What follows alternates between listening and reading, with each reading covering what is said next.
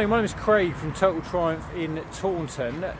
This morning I've got the new Tiger 900s here. We're ready to release these bikes at the weekend, and I wanted to talk you through the model range and how they have changed and differ from the old models. So from left to right, I've got the 2024 Tiger 900 Rally Pro. I've got the 2024 Tiger 900 GT Pro, and I'll put an next to them as well, just to have a look and compare to a 2023 spec 900 GT Pro.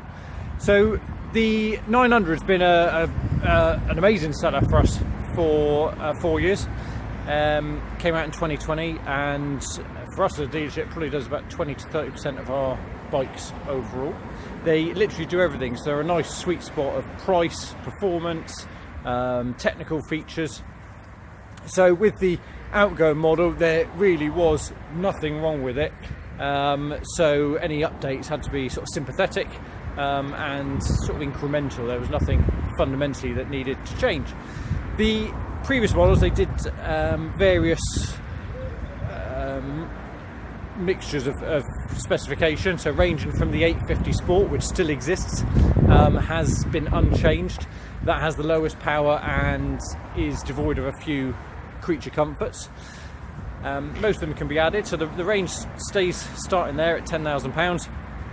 They went up through the 900 GT and then culminating in the GT Pro, so that was the ultimate road going 900, and incorporated all the latest technology, LED headlights, fog lights. It had the Brembo Stylema front brakes, electronic rear suspension, and things like heated seats, quick shifter, cruise control were all standard.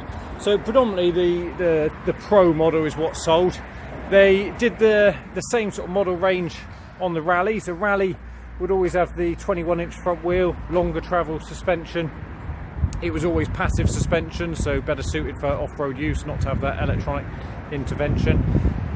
For someone of my height, over 6 foot, the Rally gives you that more imposing riding position. It's still got a very nice centre of gravity, so it doesn't feel top heavy.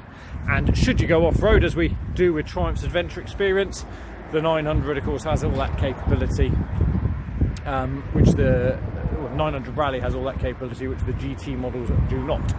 So think of a GT as the road focused variant.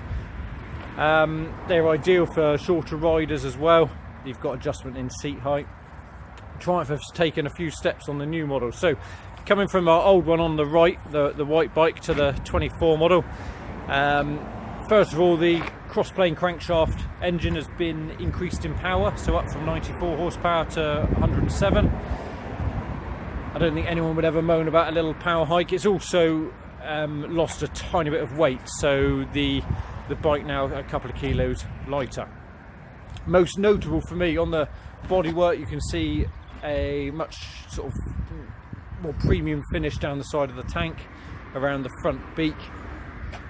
They've relocated the fog lights up very tightly under the beak, so they're sat in a bit better, whereas on the predecessor they were on their own mounting frame and not quite as tidy.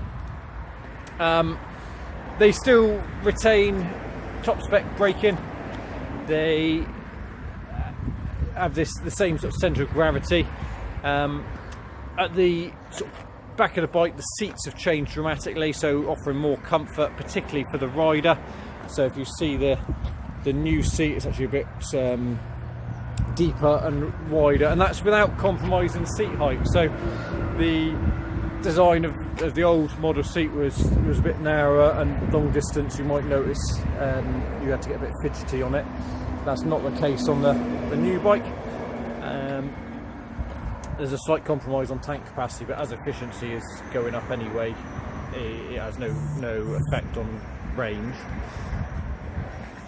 There were very few niggles with the old bike, so the new bike sort of adds in a couple of features. It brings along the new dashboard layout from the Tiger 1200, which I know I prefer. You've got a traditional sort of rev counter, that circular feature in the middle.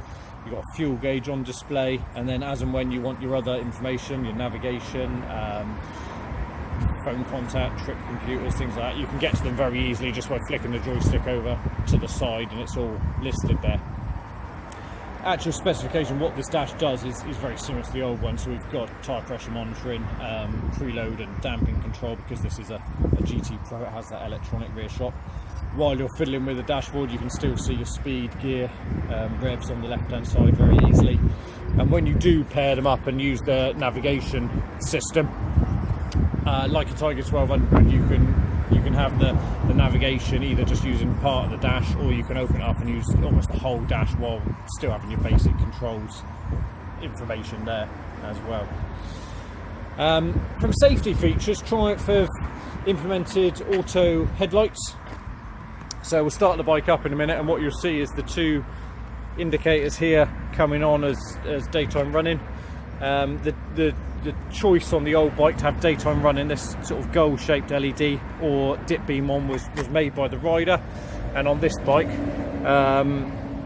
it's made by the, or it can be made by the bike. So at the moment it's dim enough out here that the bike wishes to run its dip beam. As and when the sun comes out, the dip beam will go off and it will just retain this gold shape here and the side markers as well. So auto headlights are a welcome feature. There's a brake warning system, so under extreme braking manoeuvres the rear lights or all the indicators will flash like you see on most cars now, and that will go out once you then pull away again and have finished the manoeuvre. The Rally Pro next to it has undergone similar updates, so a lot of the technology is identical. So the brake warning, the daytime running lights, the auto headlights, the revised fog lights. Different colours available on the Rally Pro, so the grey with the intense orange through it has been very popular. Got a lot of orders in for those. They still do a khaki, which was ever popular on 900 Rally Pros, and a matte black and graphite colour scheme. I'm going out on the two bikes now, so I ride a 900 very regularly, so I'm going out on the two new bikes now, get some miles under my belt, and might come back with some other opinion.